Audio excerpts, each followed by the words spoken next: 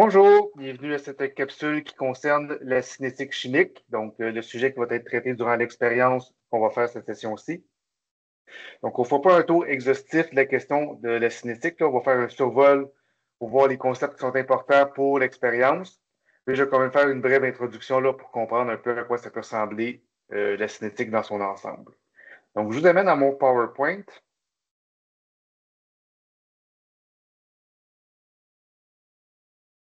À partir du début. Donc, la cinétique chimique est vue dans votre chapitre 3 du manuel. Donc, si jamais vous voulez voir plus de sujet en détail, il faut aller consulter vos notes de cours du chapitre 3 ou faire des exercices dans le chapitre 3. Là. Donc, la capsule ici va s'intéresser particulièrement à ce qui est important pour l'expérience. Donc, qu'est-ce que c'est la cinétique chimique? C'est la partie de la chimie qui va traiter des vitesses de réaction. Donc, on va voir que la cinétique peut être abordée de différentes façons. Donc, on peut voir la concentration en fonction du temps, la vitesse en fonction du temps, la vitesse moyenne, la vitesse différentielle, etc. Là. On va faire un bref survol de la cinétique, mais on va aller rapidement dans le vif du sujet qui nous intéresse, soit les équations de vitesse intégrées, puisque c'est ça qui va être étudié dans l'expérience sur la cinétique. Donc, il existe quand même trois types de vitesses qui sont étudiées habituellement. Donc, vous avez les vitesses moyennes, que vous avez probablement déjà vues au secondaire. On va faire un petit survol. Les équations de vitesse différentielles que vous avez peut-être aussi déjà vues au secondaire, même si vous n'avez pas utilisé le terme différentiel. Mais l'équation, vous avez sans doute déjà vu ça. Et celle qui va nous intéresser plus particulièrement pour l'expérience, c'est l'équation de vitesse intégrée. Donc, on va faire un bref survol des deux premières, là, mais on va s'attarder surtout à au troisième type d'équation de vitesse, les équations de vitesse intégrées. Donc, concernant l'équation de vitesse moyenne, qu'est-ce que c'est? Donc, vous avez le symbole de la vitesse qui est ici. Delta ici veut dire variation. Donc, la vitesse, c'est la variation de la concentration divisée par la variation du temps. Les unités pour le temps peuvent être variables. Ça peut être des secondes, des minutes, des heures, des jours, des siècles. Donc, il y a différents types d'unités qu'on peut utiliser. Mais de façon générale, là, la vitesse moyenne, c'est la variation de la concentration, soit du réactif ou des réactifs ou du produit ou des produits, divisé par la variation du temps. Donc, vous avez ici l'équation développée.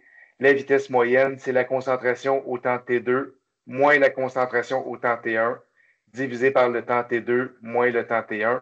Et encore une fois, le temps peut avoir différentes unités. Donc, on fait un exemple ici avec une équation fictive. Là, 2NO2 donne 2NO plus O2. Donc, l'équation est balancée. Donc, on peut imaginer que pour une expérience X, on s'attarde à la variation ou la vitesse moyenne du NO2 dans la réaction. Donc, pour voir comment le NO2 se comporte dans le temps, on fera un graphique. Donc, vous avez l'axe des Y, l'axe des X. Sur l'axe des Y, on mettrait la concentration du NO en mol par litre. Sur l'axe des X, on mettrait le temps. Et on regarderait expérimentalement ce qui se passe pour le NO. Donc, j'ai donné une expérience fictive. Là. Exemple, ça donnerait une courbe de cette allure-là. Donc, si on voulait la vitesse moyenne du NO dans cette expérience-là, qu'est-ce qu'on ferait? On prendrait deux points sur notre droite, donc le T1 qui est ici, le temps T2 qui est ici, la concentration au temps T2, la concentration au temps T1, et on fait un calcul de vitesse, donc concentration au temps T2 moins concentration au temps T1 divisé par T2 moins T1, et ça vous donnerait une vitesse moyenne sur l'intervalle qu'on a étudié ici. Donc, ça, c'est la façon de faire pour les vitesses moyennes. Ce n'est pas ce qu'on va faire durant l'expérience. Nous, on va faire autre chose, mais juste être conscient que ça peut exister des vitesses moyennes de réaction. Il existe aussi ce qu'on appelle des équations de vitesse différentielles. Donc, qu'est-ce qu'on fait?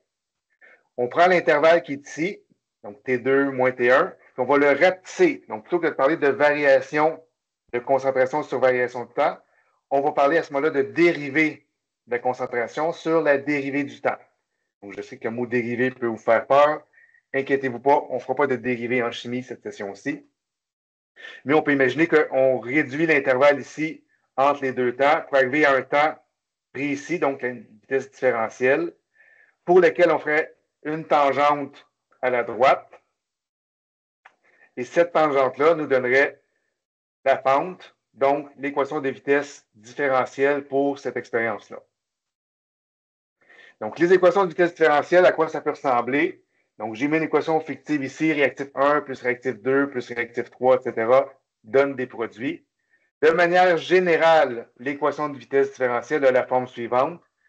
La vitesse est égale à une constante, qu'on appelle la constante de vitesse, multipliée par le réactif 1, exposant m. Donc, le m, c'est ce qu'on appelle l'ordre de la réaction, multiplié par le réactif 2, donc il va être deuxième ici réactif, avec son ordre de réaction, multiplié par le réactif 3 avec son ordre de réaction, etc.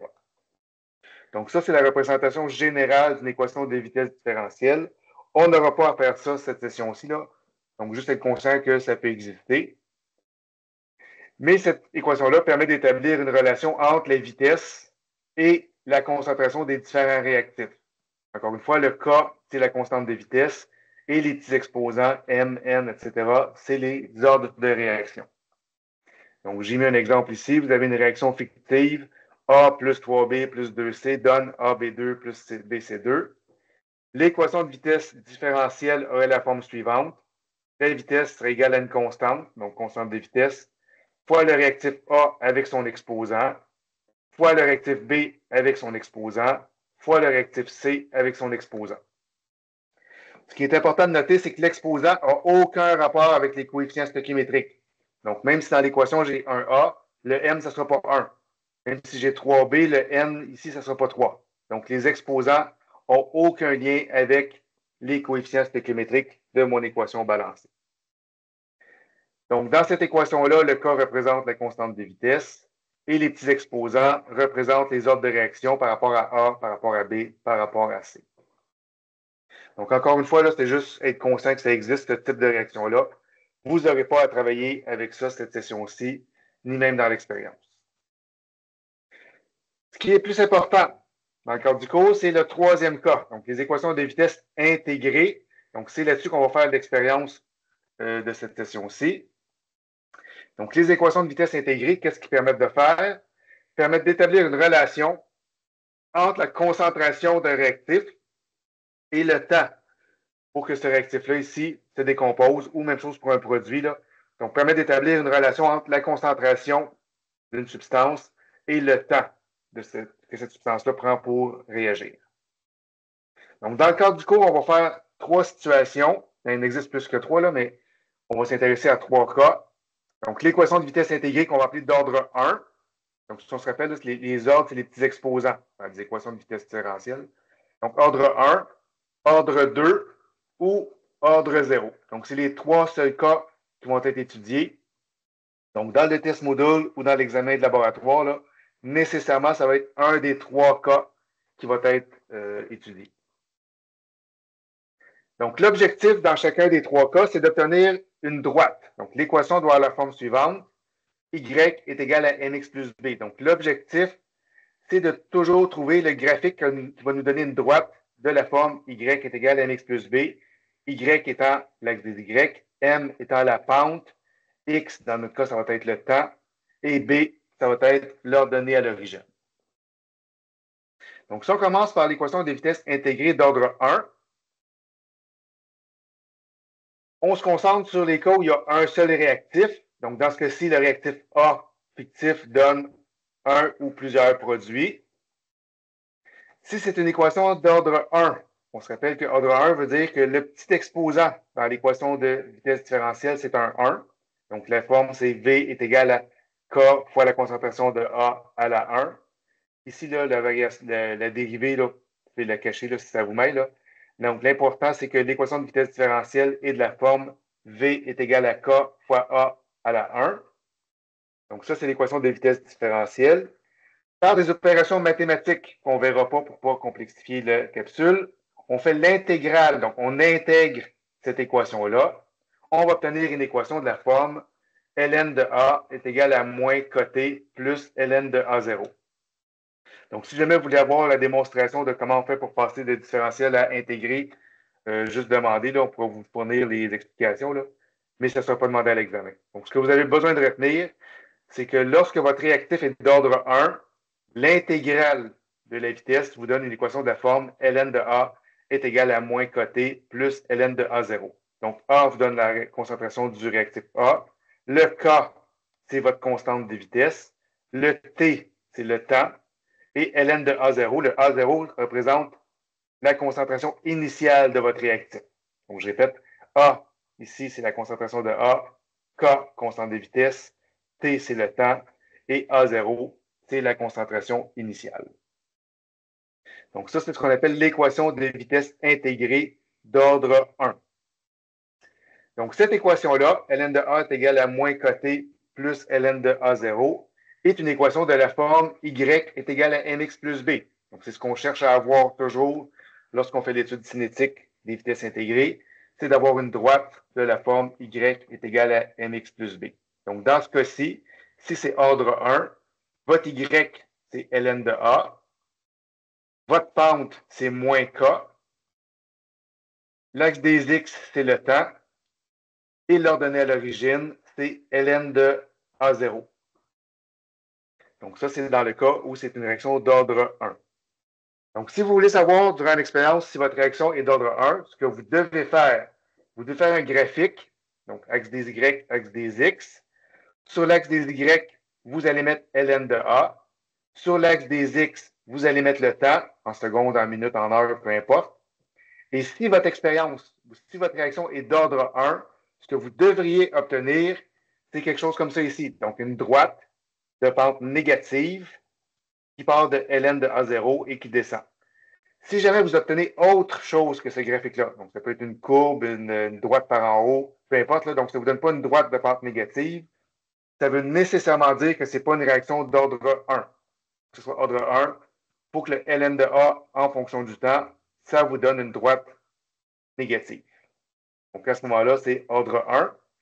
Lorsqu'on fait l'analyse graphique de ce type d'expérience, donc variation de Y sur variation de X, ça vous donne votre pente. Et votre pente correspond à moins la constante de vitesse. L'ordonnée à l'origine, c'est le ln de A0, donc c'est ça ici.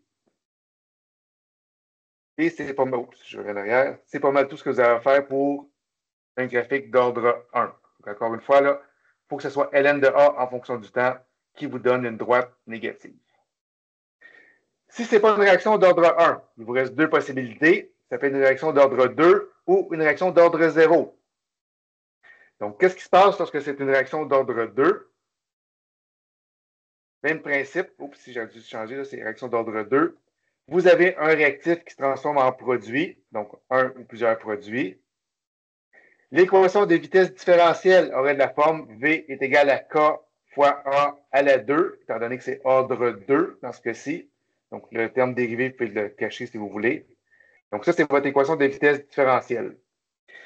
Si par un processus mathématique, on arrivait à intégrer cette équation-là, encore une fois, si vous avez besoin de démonstration, n'hésitez pas à demander à votre enseignant. Donc, l'intégrale de cette équation-là vous donne une équation intégrée de la forme 1 sur A est égal à moins coté plus 1 sur A0. Donc, le A en crochet, c'est la concentration en mol par litre. Le K, la constante des vitesses. Le T, le temps. Et 1 sur A0, c'est 1 sur la concentration initiale. Donc, ça, c'est ce qu'on appelle l'équation des vitesses intégrée pour un réactif d'ordre 2. Cette équation-là a aussi la forme y est égal à mx plus b. Votre y, c'est 1 sur a. Votre k, c'est votre pente. Le temps, c'est votre axe des x. Et l'ordonnée à l'origine, c'est 1 sur a0. Donc, c'est ce que j'ai indiqué ici. Donc, l'axe des y, 1 sur a. La pente, c'est k. L'axe des x, c'est le temps. Et l'ordonnée à l'origine, 1 sur a0. Donc, si durant une réaction, vous voulez savoir si c'est une réaction d'ordre 2, ce que vous devez faire, vous devez faire un graphique dans lequel l'axe des Y, c'est 1 sur A, l'axe des X, c'est le temps. Et si votre réaction est d'ordre 2, ce que vous devriez obtenir comme graphique, c'est quelque chose comme ça ici. Donc, une pente positive.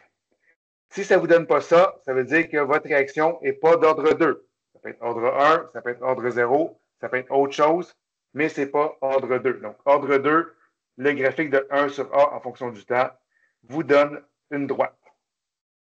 Donc, lorsqu'on fait l'analyse graphique, la pente, donc variation des Y sur variation de X, ça vous donne votre constante de vitesse, donc le K ici. L'ordonnée à l'origine, c'est 1 sur A0. Et ça vous permet d'établir la relation ici, là, 1 sur A est égal à côté plus 1 sur A0. Si jamais ce n'est pas encore une droite, dernière possibilité, dans le cadre du cours, ça peut être une équation des vitesses intégrée d'ordre 0. Qu'est-ce que ça veut dire?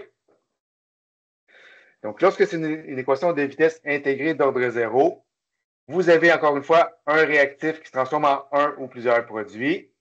L'équation de vitesse différentielle est de la forme suivante. V est égal à K fois A exposant 0. Donc, c'est l'ordre 0 dans ce cas-ci.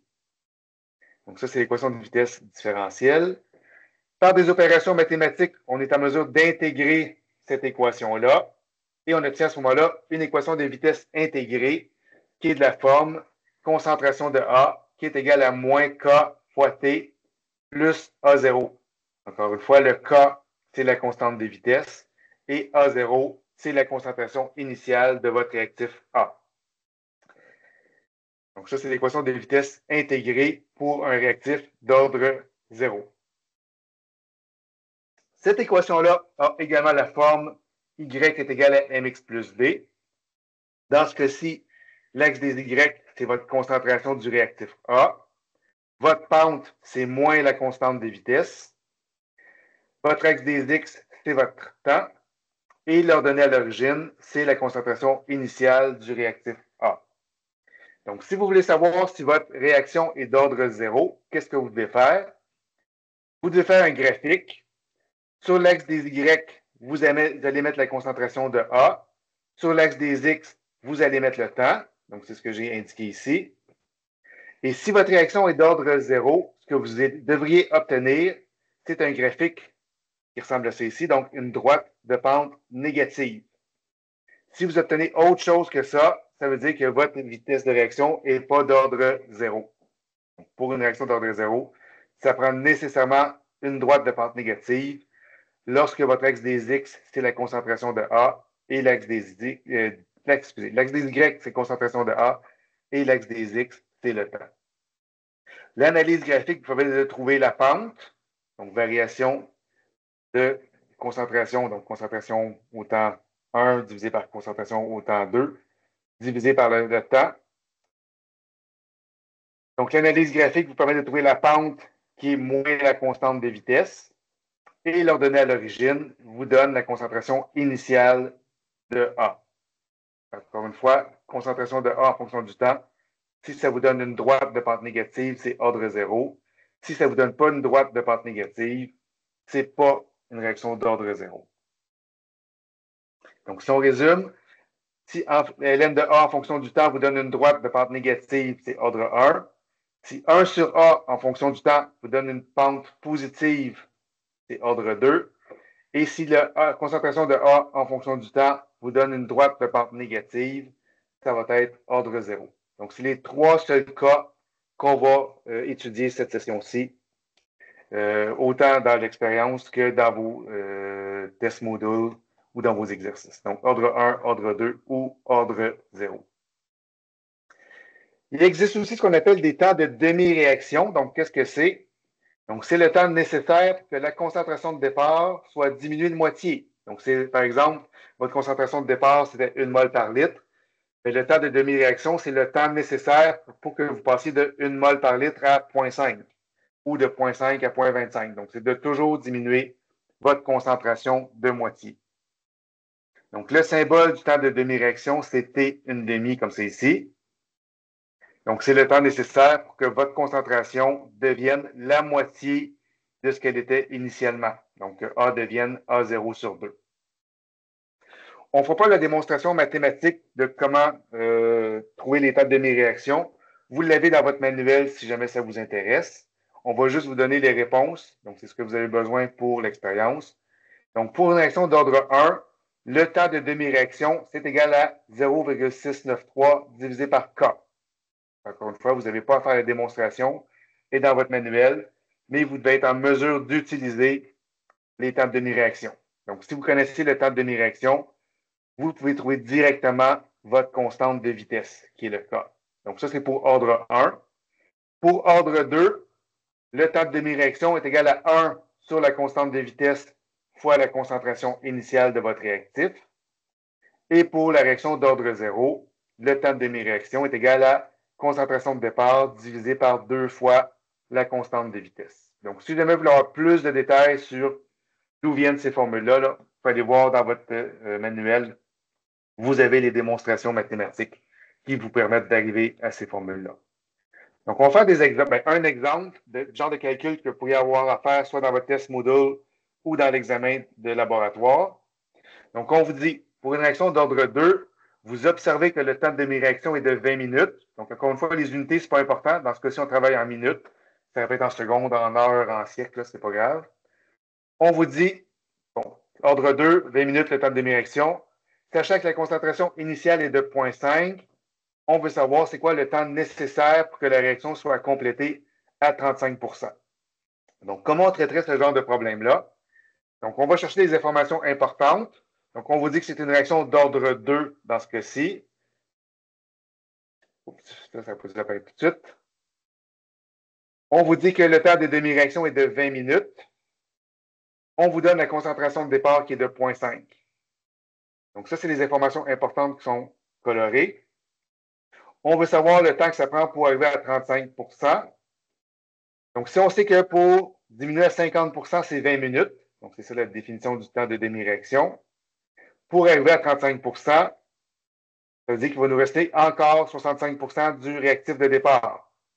Donc, ça devrait nous prendre normalement moins que 20 minutes. Donc, pour arriver à 50 %, ça prend 20 minutes. Pour qu'il reste encore 65 %, ça devrait prendre moins que 20 minutes. Donc, comme on sait que c'est une réaction d'ordre 2, le temps de demi-réaction est de 20 minutes. On peut servir de la formule qu'on vient de voir. Le temps de demi-réaction pour l'ordre 2, c'est 1 sur K fois la concentration de départ. On connaît le temps de demi-réaction. On connaît la concentration de départ qui est de 0,5 dans l'énoncé. On est à mesure de trouver la constante de vitesse de cette réaction-là qui est de 0,1. Donc, 1 divisé par 20 fois 0,5, ça vous donne votre constante de vitesse. À partir de ça, comme on sait que c'est une réaction d'ordre 2, la formule qu'on va devoir utiliser, c'est 1 sur A est égal à côté plus 1 sur A0. Comme on veut savoir c'est quoi le temps pour qu'elle soit complétée à 35 %, ça veut dire qu'il nous reste 65 % de ce qu'on avait au départ. Donc, on fait 65 % de la concentration de départ. Concentration de départ était de 0,5. Donc, ça veut dire que notre concentration de A est à 0,325 mol par litre. On va plugger ça dans notre formule. Donc, on connaît maintenant notre A, on connaît notre K, on connaît notre concentration initiale. Donc, 1 sur 0,325 est égal à 0,1 T plus 1 sur 0,5. On isole le T dans cette formule-là. Dans ce cas-ci, ça nous donne 10,76 minutes. Donc, c'est un peu le principe pour travailler avec ces exercices-là. Donc, ça, c'est un cas où c'est une réaction d'ordre 2. Si ça avait été ordre 1, on aurait travaillé avec la formule des ln de A. Si ça avait été une réaction d'ordre 0, ça aurait été A en fonction du temps qu'on aurait utilisé. Donc, si je reviens en arrière, là, donc, dépendamment de l'ordre de la réaction que vous allez avoir, donc, ordre 1, vous allez prendre cette formule-là. Ordre 2, deuxième formule. Ordre 0, la troisième.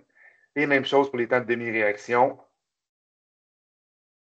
Vous avez les trois formules ici pour le temps de demi-réaction qui vous permettent de trouver le K l'équation de la constante de vitesse de votre réaction. Donc, c'est tout à fait le tour rapidement, là, en 25 minutes. C'est très rapide pour faire la cinétique. Donc, n'hésitez pas à venir nous voir si vous avez des questions. C'est des choses qui ne sont pas claires, si vous avez des interrogations. Sinon, comme j'ai mentionné, dans le chapitre 3, vous avez plus en détail la cinétique. Donc, ce que vous avez vraiment besoin pour l'expérience sur la cinétique, c'est d'être en mesure d'analyser graphiquement la relation entre la concentration et le temps. Donc, est-ce que la relation linéaire, c'est ln de A en fonction du temps, est-ce que c'est 1 sur A en fonction du temps, ou c'est la concentration en fonction du temps. Donc, ça termine la capsule vidéo. Donc, n'hésitez pas encore une fois à venir nous voir s'il y a des questions par rapport à ça.